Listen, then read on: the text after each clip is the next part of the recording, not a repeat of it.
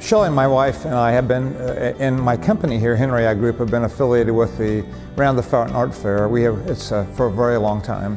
It's one of the highlights for me of the downtown of the year for the community. I just love it. The second thing I like about is what the Round the Fountain Art Fair Committee actually does with the funds that are generated from the event, and one of those things is adding to the permanent collection of the courthouse.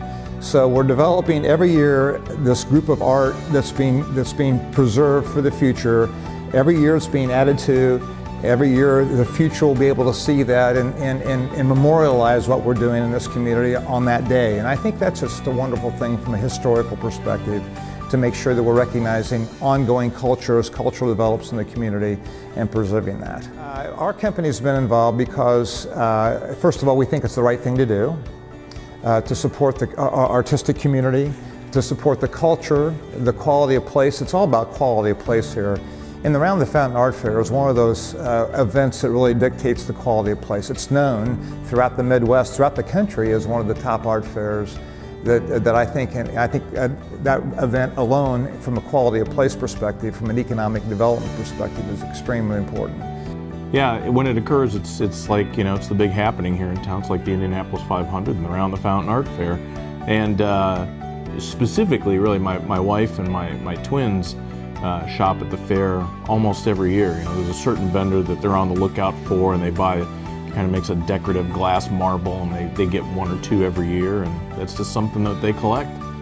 We like to support what our members support.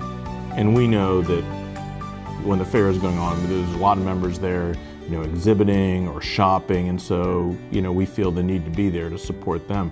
I think one of the other reasons too, it's a quality of life issue here in our community, especially employers that are looking to come here and see, hey, this is a very balanced community that believes in the arts. And the other reason too is, the proceeds of the fair, we like it that a lot of the art teachers benefit from the net proceeds of the fair, and because as their budgets have been cut over the years, they really rely on the funds that the Round the Fountain Art Fair gives them to buy supplies so they can have their art classes.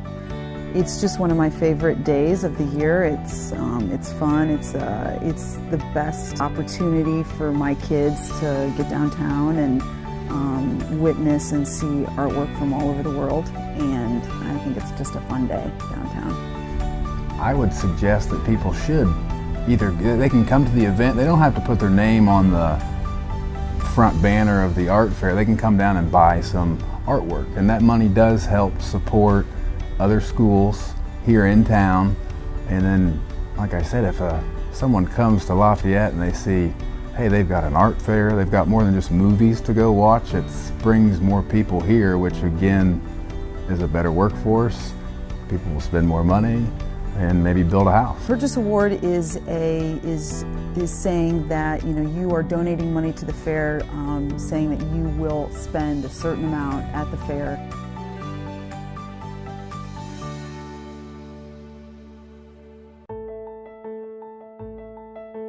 The funds that we receive has given us the opportunity to purchase items that are otherwise unattainable.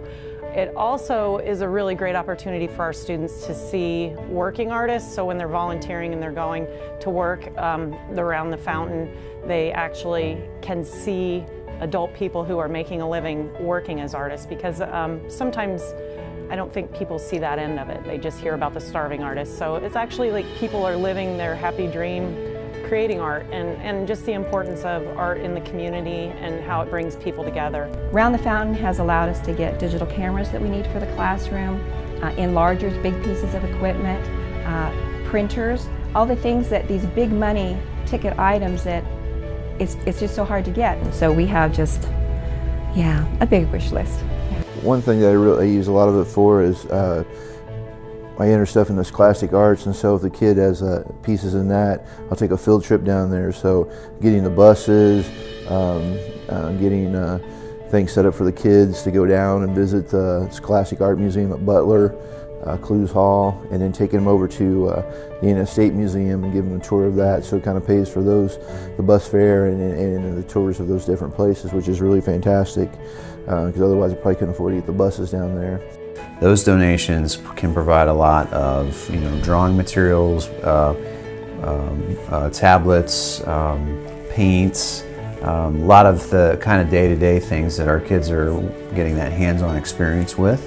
And then we've also looked at some field trips with art students to get them to displays, museums, and to pique their curiosity with other types of work. We've gone to Purdue and did the whole outdoor sculpture tour 2 springs ago, and then we've always tried to go to the new artist show at the museum, but those are things that are just extra. Plus, I think it's a great thing that the students go down and volunteer and meet the artist in the spring and work with them and see, this is how I make my livelihood as a working artist. So I think that part's really important too. The business community is the catalyst that really brings gravitas to an event. And so I think, again, getting back to the quality place and our enlightened self-interest when we're trying to attract talent to the community, this is the way to do it. I would encourage other companies to support it because it balances our community, it makes it a better place to live. So whether it is a monetary donation or whether it's you showing up at the fair and purchasing something from one of the artists, there's many different ways to help and support our fair.